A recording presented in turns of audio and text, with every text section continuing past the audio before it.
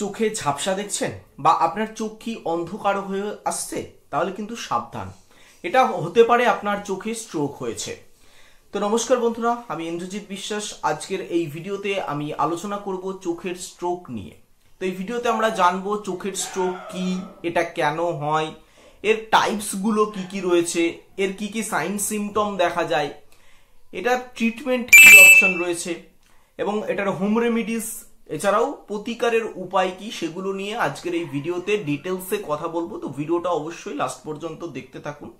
প্রথমে আসবো যে চোখের স্ট্রোক কি। তো চোখের স্ট্রোক যাকে আমরা রেটিনাল আর্টারি বা ভেইন অক্লুশন বলে থাকি, মানে আমাদের রেটিনাতে রক্ত চলাচল ব্যাহত হওয়ার কারণে আমাদের দৃষ্টিশক্তি ঝাপসা হয়ে যাওয়া, এই ঘটনাটাকে আমরা বলে থাকি চোখের স্ট্রোক। এটা কিন্তু একটা জরুরি অবস্থা, কারণ এর যদি দ্রুত চিকিৎসা আপনি না করান তাহলে কিন্তু আপনার দৃষ্টিশক্তি স্থায়ীভাবে নষ্ট হয়ে যেতে পারে। এবার এই যে চোখের স্ট্রোক, এটা দুটো ভাগে ভাগ করা যায়। প্রথমত হচ্ছে রেটিনাল আর্টারি অক্লুশন, আর একটা হচ্ছে রেটিনাল ভেইন অক্লুশন।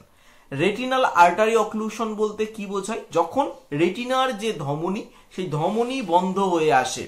আর রেটিনাল ভেইন অক্লুশন কি? যখন রেটিনার যে শিরা, সেই শিরা বন্ধ হয়ে আসে, তখন সেটাকে আমরা বলে থাকি রেটিনাল ভেইন অক্লুশন। এটা দুটো টাইপসে ভাগ করা হয়, একটা হচ্ছে সেন্ট্রাল রেটিনাল ভেইন অক্লুশন, আর একটা হচ্ছে ব্রাঞ্চ রেটিনাল ভেইন অক্লুশন।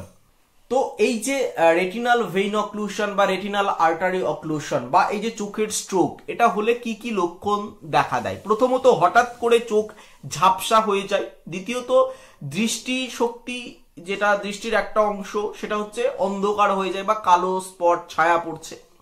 এরপরে চোখে ফ্ল্যাশেস অফ লাইট, মানে বিদ্যুৎ চমকানোর মতো আলো এদিক থেকে ওদিকে যাচ্ছে, এরকম আলো দেখা যায়। চোখে একটা অস্বস্তি ভাব বা চোখের উপর একটা চাপ, মনে হয় যেন একটা ইরিটেশন ভাব, এরকম মনে হয়। তো এইরকম লক্ষণ দেখা দিলে অবশ্যই একজন নিকটবর্তী অপথ্যালমোলজিস্টের কাছে যত তাড়াতাড়ি সম্ভব আপনি যাবেন।